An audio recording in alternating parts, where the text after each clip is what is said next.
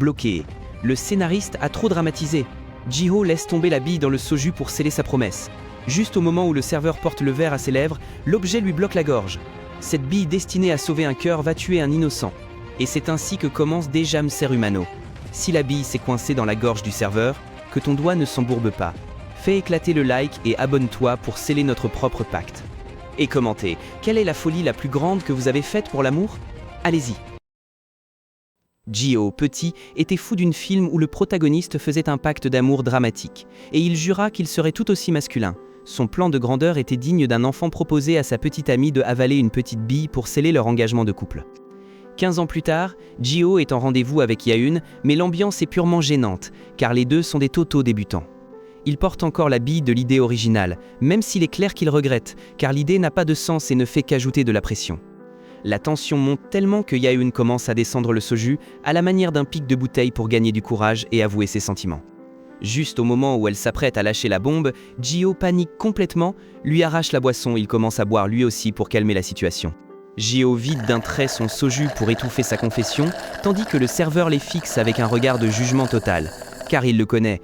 En réalité, depuis le lycée, la nuit tombe et le restaurant se vide, laissant le pauvre serveur seul face au désastre que ces deux-là ont causé. La scène est un tableau des bouteilles vides partout, les deux protagonistes évanouis à cause de l'alcool, donnant une impression de défaite absolue. Le serveur réveille Ji-ho de force et le garçon panique complètement en réalisant que Yaeun n'est plus à sa place. Ji-ho se réveille et panique complètement parce que Yaeun a disparu, et il n'a toujours pas utilisé sa bille, tellement défoncé qu'il se met à s'entraîner à la proposition. Il lance la pierre précieuse dans un verre de soju, ignorant que le serveur le juge. Le désastre est immédiat, Gunwoo lui arrache la gorgée. Et la lui envoie sec, avalant la bille entière. Quand le pauvre type commence à s'étouffer, Ji-ho devient fou et le roue de coups pour qu'il crache l'objet. Pendant ce temps, Yaeun reste inconsciente, rêvant d'horribles choses, comme demander à Gunwoo de passer la nuit avec elle pour redevenir humaine. Le jour se lève, et il est clair que la gueule de bois va être le moindre de ses problèmes. Ji-ho se rêve soudainement et se précipite vers le sol, réalisant que le jour est déjà levé et qu'il est de retour chez lui. Il se souvient de Gunwoo avalant la bille, mais se convainc que ce n'était qu'un cauchemar, la situation était trop absurde pour être réelle. Le soulagement ne dure qu'un instant parce que son téléphone commence à exploser de notifications, et tu sais que quand il vibre comme ça, c'est qu'un gros problème arrive. C'est Yaeun qui, après s'être excusé pour sa beuverie, lui envoie une photo de Gunwoo étendu par terre, demandant qui est-ce, elle est juste là. À ses côtés, Ji-ho vient de réaliser que son cauchemar était tout à fait réel. Il s'avère que Gunwoo s'est déjà réveillé et s'occupe d'une blessure au visage, alors Yaeun panique en pensant qu'elle lui a donné une raclée en l'attaquant à coups de poing alors qu'elle était ivre. Comme elle ne se souvient absolument de rien de la nuit précédente, le malaise et la culpabilité la déchirent, tandis que le garçon reste calme, ce qui ne fait qu'aggraver son anxiété. À cet instant, Ji-ho arrive sur les lieux et les découvre ensemble à travers la vitre, les voir si proches, déclenche en lui une insécurité et une jalousie qu'il ne peut maîtriser. Tellement perturbé, il ignore complètement le salut de Yaeun et fixe directement Gunwoo, le poing serré, prêt à exploser à cause du chaos de la bille et de ce qu'il vient de voir. Ji-ho sort son humiliation et passe d'être désemparé à supplier pardon comme un fou pour ce qui s'est passé la nuit dernière, convaincu que son comportement d'ivrogne a tout gâché. Mais Gunwoo n'a pas le temps pour les scènes et coupe court avec une demande directe qui lui rende les 6,50 $ qu'il a dépensés pour soigner son visage. Juste au moment où il va payer, Ji-ho s'arrête car il a un doute qui le tue et s'adresse directement au jeune homme pour lui poser la question en face s'il sort avec quelqu'un. Ils vont dans un café pour parler calmement et dès que Gunwoo confirme qu'il est célibataire, Ji-ho retrouve son âme dans son corps avec une joie si exagérée que l'autre commence à se demander s'il se passe quelque chose d'étrange. Ji-ho est tellement nerveux que ses câbles se croisent et pour s'en sortir, finit par lâcher un « je t'aime » totalement au hasard. C'est une décision désespérée pour cacher son obsession réelle pour la bille, mais il vient de s'attirer un problème bien plus gros. Le silence qui suit est pesant et Ji-ho panique complètement en réalisant la bêtise qu'il vient de dire.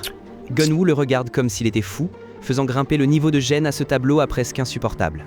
Comme Gunwoo ne croit pas l'histoire, Ji-ho décide de relever la mise et se lance un discours improvisé. Sur le fait que le genre ne lui importe pas, car ce qu'il aime, c'est son essence. Il s'est enterré tout seul dans un mensonge énorme, juste pour ne pas admettre qu'il veut seulement récupérer ce que l'autre a avalé. Juste au moment où Ji-ho célèbre intérieurement, pensant que sa prestation a été parfaite, Gunwoo se lève froid comme un iceberg, car il doit aller travailler. Il le laisse là, avec sa déclaration fausse et un air de confusion absolue parce qu'il n'a aucune idée de ce qui va se passer maintenant. Gun-woo fait une retraite épique avec un sourire et laisse Ji-ho dans un état de total flou, sans lui donner de réponse claire à sa déclaration. Lui laisse seul avec le poids d'un mensonge dont il ignore s'il a fonctionné ou s'il s'est ridiculisé devant le type qui l'obsède. Pour couronner le tout, Ji-ho réalise que quelqu'un qu'il connaît a tout entendu. Et maintenant, il tente de le consoler avec un discours totalement aléatoire sur la nature humaine. Le niveau de gênant est absolu parce que ce type croit vraiment qu'ils sont sur la même longueur d'onde émotionnelle et que leur situation est quelque chose de normal. Tandis que Ji-ho s'effondre en pensant à la manière dont il devrait séduire un homme avec une simple petite bille, l'autre lui glisse un livre rouge en affirmant qu'il y a là la solution définitive.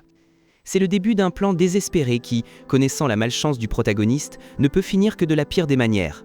La scène passe au restaurant où Gun-woo commence son service le plus calmement du monde, sans aucune idée que Ji-ho vient de recevoir un manuel de stratégie pour tenter de le séduire. Gun-woo est complètement distrait, pensant à ce qui s'est passé, mais l'ambiance change brusquement lorsque le restaurant annonce qu'il ferme définitivement ses portes. Tandis qu'il reçoit son dernier chèque de salaire, il ne peut s'empêcher de se demander si la déclaration de Ji-ho était une invention ou s'il existe vraiment quelqu'un assez fou pour l'aimer. Son chef lui donne le coup de grâce en le traitant de fade et d'isolé socialement avant de s'en aller, le laissant seul dans le local vide. Maintenant, Gun-woo n'est pas seulement au chômage, mais il a la tête explosée à essayer de comprendre si les sentiments de Ji-ho sont réels ou s'il s'engage dans une histoire géante.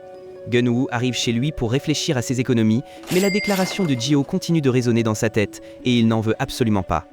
Il soupçonne que tout ce drame romantique n'est en réalité qu'une tactique pour lui soutirer de l'argent, alors il passe immédiatement en mode défensif. Pendant ce temps, Ji-ho se met à étudier le manuel de séduction et son imagination s'envole à des niveaux très troubles. Il s'imaginait dans une situation extrêmement intime qui le fait trembler de nervosité clairement, le gamin n'a aucun filtre et c'est sa propre pensée qui le trahit mal. Au moment le plus intense du mambo mental, un inconnu lui arrache le livre en plein milieu de la boutique et le laisse complètement exposé. Ji-ho est totalement mis à nu lisant du contenu pour adultes, et maintenant il a un nouveau personnage qui se moque de lui en face. Ji-ho est à en mourir de honte, et il renvoie son ami d'un geste, car il ne peut s'empêcher de repenser à la manière dont il va affronter Gun-woo. Il est tellement bouleversé par la situation qu'il n'a même pas faim. Sa seule priorité, maintenant, est de déchiffrer comment avancer dans son plan de séduction. Un timing catastrophique à peine essaie-t-il de sortir du lieu qu'il se heurte de face à Gun-woo, et son cœur semble sur le point de sortir de sa poitrine. Le garçon tente de faire semblant, mais il entre en panique, tandis que son ami observe toute la scène depuis derrière, toujours avec le manuel à la main. Gun-woo lui lança un vinaigre qui le laisse glacer, même si au final, c'était juste une blague pour l'embêter. En réalité, il est là à chercher un travail parce que le destin est ainsi, il a vu l'affiche des emplois vacants. Et maintenant, il semble devoir se croiser bien plus souvent. Quel moment tendu, le destin veut qu'ils soient ensemble, coûte que coûte. Tout comme le héros suit son manuel de séduction pour ne pas rater son coup, vous, suivez le manuel de cette chaîne et donnez tout pour le bouton s'abonner. Dites-nous dans les commentaires quel autre manhwa vous voulez que je vous raconte. À la prochaine, à bientôt.